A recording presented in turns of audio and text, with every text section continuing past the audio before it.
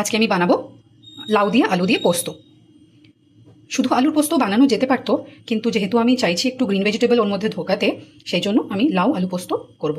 তার জন্য লাগবে দুজনের আর আমার ছেলের, যার 3 বছর বয়স, এই 3টে হেডের জন্য লাগবে এতটা লাউ, 2টো আলু, 1 চামচ পোস্ত, গ্রাইন্ড করার জন্য গ্রাইন্ডারের বাটি, আর একটা কাঁচা লঙ্কা দেবো আমি, যেহেতু ছেলে ঝাল খেতে পারবে না,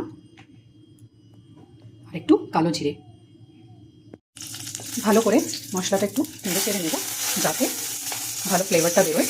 এবার কিউব করে রাখা লাউগুলোকে দিয়ে দেবো। কিউব করে রাখা লাউগুলোকে দিয়ে দিলাম কড়ার মধ্যে, একটু নেড়ে চেড়ে নেব।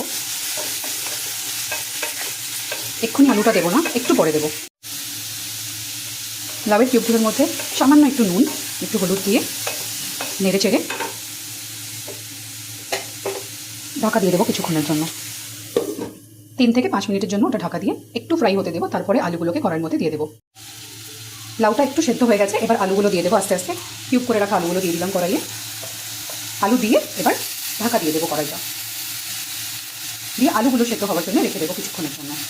এটা খুলে নিলাম, সুন্দর আলুগুলো ম্যাশ হয়ে গেছে।